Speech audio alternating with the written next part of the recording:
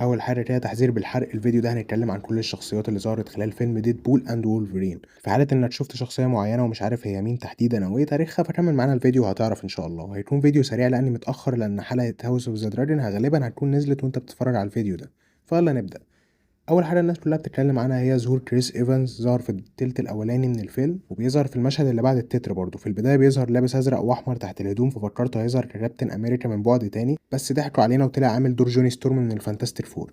وكانت لقطه حلوه وضحكتني لما بدل ما يقول السيمبل الف ليمون. الجو كان حلو في السينما لما تسمع صوت الناس مبسوطه واللي بيسقف وبتاع، فكرني بجو فيلم اند جيم.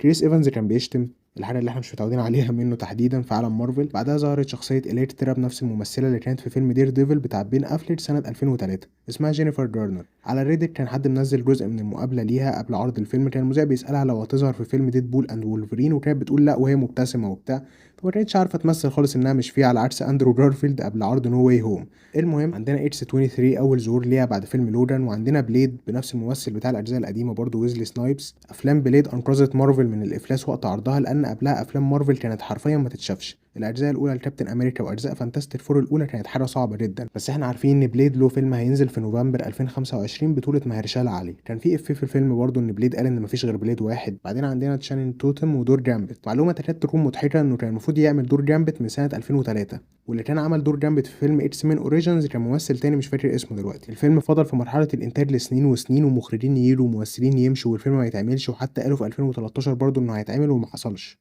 فكان اللي هو اخيرا شفناه بالبدله، حتى لو عارفين ان بعد ما ديزني اشترت فوكس فمش هيتعمل فيلم الجامبت في اي وقت قريب. ورفيق في ضحكني فشخ على طريقه كلامه لما ديدبول قال له انت مين اللي معلمك تتكلم؟ المينيونز. خصوصا ان فيلم ديسبيكابل مي 4 بيتعرض في السينمات دلوقتي. بنشوف نسخ كتير من وولفرين في بدايه الفيلم. بنشوف وولفرين في شخصيه ايمون تارجيريان، او لا بهزر، ده وولفرين باتش من الكوميكس، وولفرين مصلوب من غلاف انكاني اكس مان 251، وولفرين بالبدله البني فاصفر. وبرضه بنشوف نسخه قصيره من وولفرين فكرتني بكابتن امريكا ذا فيرست افنجر. وبنشوف نسخة عجوزة من وولفرين وجثة انت مان الضخم ده، الاتنين تلميح على الكوميكس برضه. الفيلم حتى كان فيه مشهد لولفرين نسخة التسعينات اللي عنده شعر كبير، وفي مفاجأة محدش توقعها، بنشوف هنري كافيل كولفرين هو كمان. صعب قوي كافيل كولفرين دي، ما علينا. هنري كافيل كان الجمهور بيطلبه بقاله سنين انه يعمل دور وولفرين بعد هيو جاكمان، خصوصا بعد مشاكله مع دي سي، انه كان قال انه راجع لدور سوبرمان وبعدها بكام يوم قال مش راجع. فهنشوف هل هيكمل في الشخصيه بعد ما هيو جاكمان يخلص دوره ولا ايه الدنيا. وبعدها بنشوف هالك نسخة مارك رافالو. اعتقد من اشهر المعارك اللي احنا عارفينها هي وولفرين فيرسز هالك، رغم اننا ما شفناش ده في ولا فيلم لايف اكشن، بس كنا بنشوف ناس عاملينها انيميشن او في الكوميكس او كان طلع خبر من فترة ان في فيلم بيتحضر اسمه وولفرين فيرسز هالك، بس مفيش اخبار كتير عن الموضوع ده. بعدين بنشوف ظهور قصير لسابر توث وكان لطيف برضو للي فاكرينه من اول فيلم للاكس مين. وبعدين بنشوف تود برضو كان في اول فيلم. بعدين بنشوف ليدي ديث ترايت كانت في الجزء التاني، وكاليستو كانت في ذا لاست ستاند. بعدين بنشوف جاجر نات بالخوذه بتاعته خلال الفيلم كذا مره، تيجي سيريس ذا بانشر خلال الفيلم كذا مره برضو، وبنشوف سايلوك في لقطه برضو كانت ظهرت في اكس مين ابوكاليبس. وفي شخص محدش بيتكلم عنه خالص رغم انه ظهر في الفيلم مرتين، خصوصا النسخه اللي نزلت على النت، الولا بتاع المراهنات ده افيه شفته على النت بصراحه مش بتاعي بس ضحكني فشخ. والقمار حرام يا شباب محدش ينسى. المهم الفيلم فيه نسخ كتيره من ديدبول، ابرزهم ليدي ديدبول واللي عملت دورها بليك لايفلي مرات رايان رينولدز، واللي شاركت في مسلسل جوسب جيرل، واللي ديدبول قال افيه على الموضوع ده في بدايه الفيلم، يبقى افتكروا انت بقى عشان عيب. وعندنا كاو بوي ديدبول، ولو تابعت الاسامي في نهايه الفيلم فاللي عمل دوره في الفيلم ماثيو ماكونهي،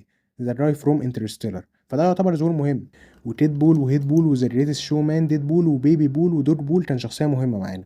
وعندنا ديد بول الويلزي، وده بيرمي على ان رايان رينولدز شاري نادي كرة قدم في ويلز اسمه ريتسهام اف سي. وعندنا كينج ديد بول وديد بول 299. وبعد ما خلصنا كل الديد بولز دول فعندنا ظهور لهابي هوجن عادي، وكان دوره انه بيرفض وجود ديد بول بين الافنجرز. وعندنا هانتر بي 15 من لوتي، وفي النهايه عندنا عم الليله دي كلها ستان لي. وبس كده انا خلصت عشان الحق انام شويه قبل حلقه هاوس اوف ذا دراجون. فلو عجبك الفيديو اعمل لايك، ولو حاسس انك تحب تسمعني بتكلم تاني اعمل سبسكرايب. وبس كده، سلام عليكم.